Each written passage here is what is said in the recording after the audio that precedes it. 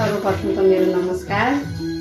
अनि किसान सहकारी संस्थाबाट हामी अहिलेसम्म यहाँ हर्कपुर बसेर पनि त्यति भाउमा कहीँ गएको थिएन, मलाई केही थाहा थिएन। अनि अहिले हजुरहरूले अवसर दिनुभएर म मेरो नाम लेखेको हुनाले म जानु पाएँ, यति खुसी लाग्यो। धेरैजना दिदी बहिनी दाजुभाइहरू हुनुहुन्छ, बुवाहरू हुनुहुन्छ धेरै। अनि यहीँबाट हर्कपुर चोकबाट गाडी चढेर हामी सबै यताबाट जान्थ्यौँ, त्यतैबाट गयौँ। 2 बाटदेखि सब भेट्दै टाढीसम्म चढ्दै हुनुहुन्थ्यो गाडीमा। हाम्रा भनौँ न यो सबै संस्थाबाट 24वटा सेवा केन्द्रबाट हामी सबै त्यही गाडीमा भेला भएर हामी 56 जना यात्रु भइरहेको थियो त्यो गाडीमा। सबै कागजहरू साइड गर्दाखेरि त्यति भएर हामी सबै आनन्द रमाउँदै खुसी हुँदै गइयो होइन।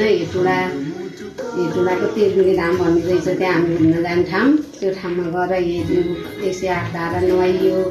अनि सबै गणेश मन्दिरमा टिका लगाइयो होइन। त्यहाँ बसेर भजन गाइयो, फोटा खिच्यो।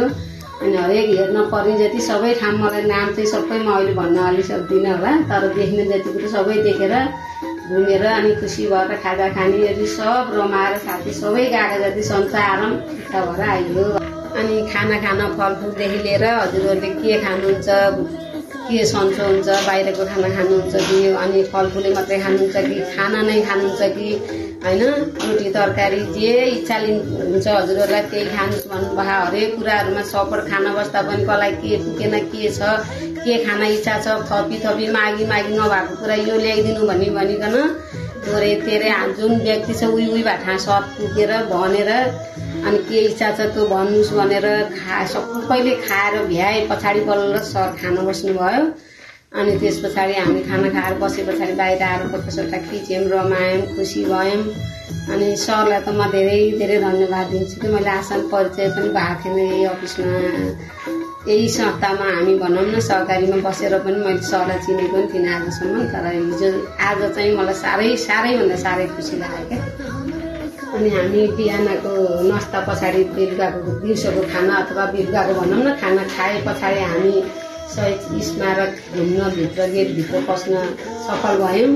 अनि त्यसपछि त्यहाँ हेर्न पर्ने ठाउँ सबै हामी साथीहरू सरहरूले अगाडि कोही पछाडि हामीलाई बिचमा राखेर घुमाएर यो भनेर चिनाउनु भयो। धेरै जसो ठाउँमा कति राम्रो ठाउँ हेरेर त्यहाँ अहिलेसम्म हामीले देखेको थिएनौँ। यही ठाउँमा बसेर त्यो खासै भनौँ भने 2-3 घन्टाको ग्यापमा हामी वहाँ पुग्नु सफल भइदियो रहेछ। त्यो ठाउँमा पनि हामीले आजसम्म देख्न पाइएको थिएन। लगभग 10 वर्ष भयो होला म यो संस्थामा आबद्ध भएको, तर आजसम्म म घरमा रहेर यताबाट गएको थिइनँ। मलाई अहिले सुरुमा घर किन साह्रै खुसी लाग्यो। मलाई यस्तै खुसी सबै दिदीबहिनी दाजुभाइहरू बुवाहरूलाई होस् फेरि पनि यस्तै अवसर आओस्, म त्यति भन्न चाहन्छु।